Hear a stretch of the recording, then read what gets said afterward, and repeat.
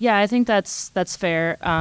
Obviously, we were aggressive in free agency. We landed really well with some players that gave us a little bit of roster depth and balance, and so we feel good that we have a long list of draft prospects here that are quality players and can really help us no matter what. And I think that their role, given we've added some talent across the board on our roster, that they'll be in a really unique situation where they can just come in, do what they do what they've done to get themselves in this position. And so yeah, we're happy with the work that we did in the off season. At this point in the process, how far have you gotten through the prospect interviews, if you still have any to go, or if you've completed it, and if so, what excites you particularly about this, wider pool of players available this year? Sure. Yeah, I think that we got to work right away when players finished their collegiate season. We loved having all of our interviews up to this point.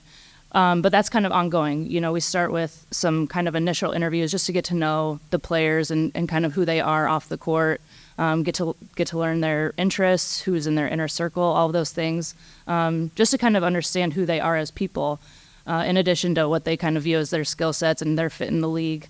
But it's ongoing. So as we continue our draft meetings this week and leading into Monday, we'll continue those conversations, hopefully have maybe secondary calls if necessary. So we like what we've learned so far, a lot of quality players and people, so looking forward to continuing those. And prior to free agency, we talked about, adding specific players who, can serve as a press release for Fee and K-Mac in particular, dynamic offense and extra layers of defense. And that was before a lot of moves have been made in free agency. But do you feel like there's still more that you sort of need in those areas, and that those are things that can be addressed with number 7 and potentially number 31 as well? For sure, yeah. And like you said, we added a lot of good pieces that are going to be really great for Fee, K-Mac, Dorka, Diamond. Obviously, they're working really hard right now. Actually, I just spent the last hour watching them in the gym get some work in, and so we feel really good about that progress. But there's always more that can be done. So adding quality people at 7 and 31, like you mentioned, is high on our list. And I think just having a really competitive training camp will be the first thing that we attack when we get through Monday night. How often would you say that as you dive into a particular player, you're surprised that the person isn't necessarily what the public image would suggest? Either way, on good or bad, without getting into specifics. Yeah. Are you ever surprised by what you find? And I guess the second question is if you could talk about the particular strengths of this draft group. For sure.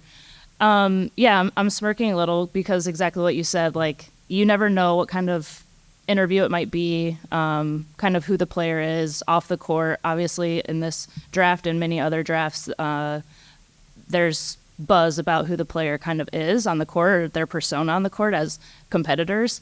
That's not always the case when you actually get into a more intimate setting. It's, a couple of members of our staff and them and maybe, their agents or whatever, and you get to know who they really are, how they speak, how they kind of interpret the game and their skill set. So it's really, really interesting. It's gone both ways. Sometimes you walk away and be like, wow, what a pleasant surprise. Or you're like, wow, wasn't expecting it to go that way, So it's really interesting to see how, and that's exactly why you do those interviews. It's kind of revealing of who they are. And then you said, what was the second part? Yeah.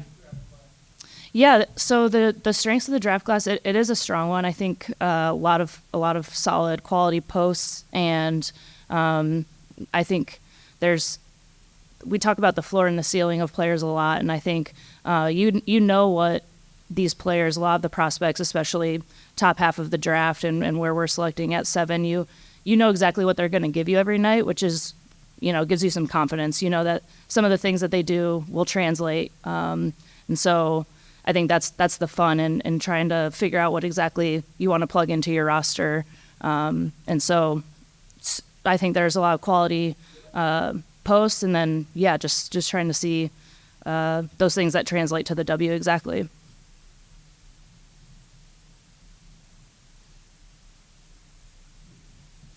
We want now the great mobile size screen. That's the reminder the radiant on all question, and then on by following you share your name and I'll take to you. Be the off of this.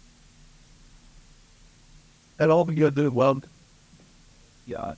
the person for and the first one is watching the Diamonds and Dormas development last season. What gives you confidence on the Lynx is the right place for young players to develop and make the next step into their careers?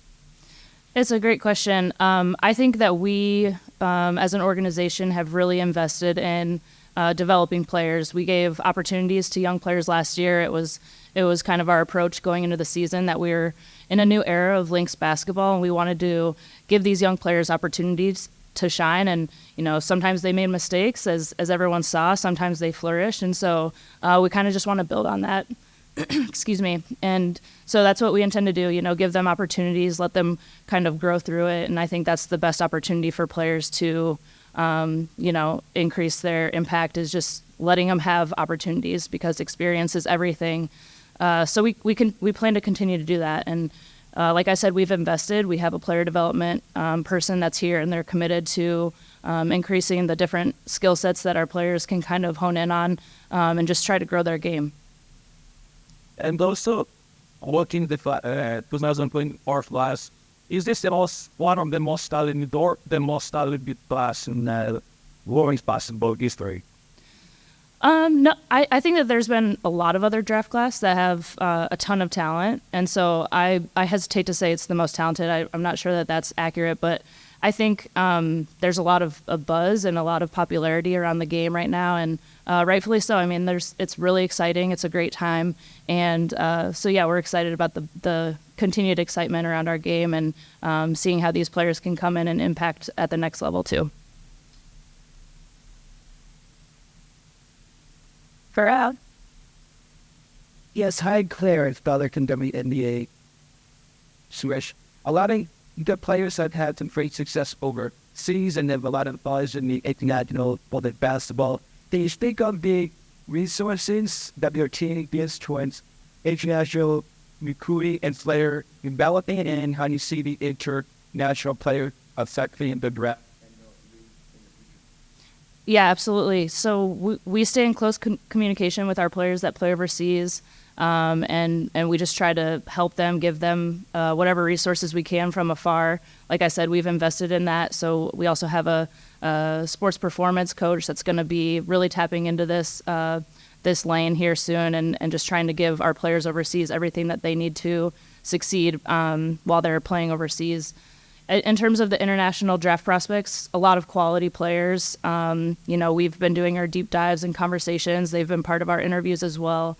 And, a lot of other teams have great interests in those players too. So they're definitely on our radar, and players that we're considering for sure. We will now pivot back to Terry and Constance. It's definitely. Being situated sort of right in the middle of the first round, that pick could be a target for teams that are looking to move back in the draft, and also teams below you that are looking to move up. Without getting too much into it, but has the phone been ringing of teams that are possibly interested in moving up or down to that spot? And has there been any interest on the receiving end of any of those calls that have come in, if they have at all? Sure. Yeah, I mean, this is honestly the 5 days leading into the draft are my favorite, because we're all huddled in a room. We're having great conversations, including ones with other teams. And I think right now we're definitely open and listening to those conversations and considering what might be best for our roster. So definitely either direction, I think everything's on the table.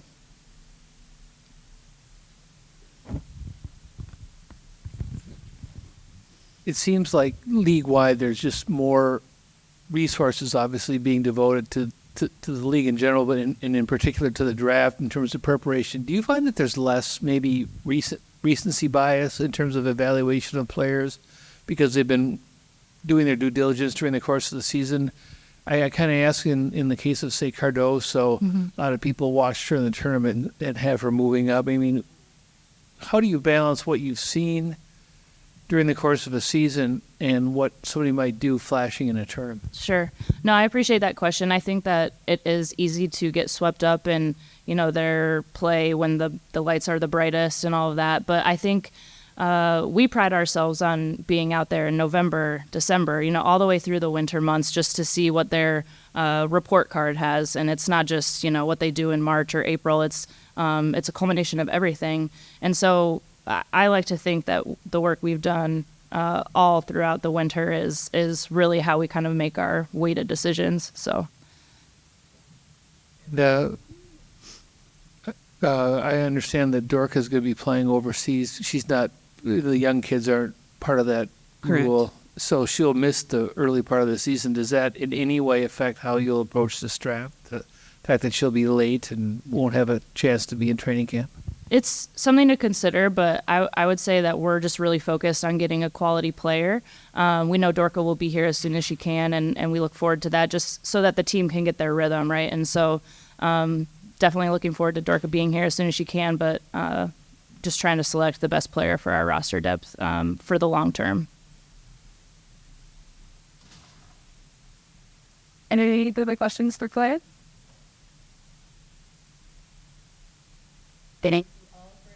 Thanks, you guys.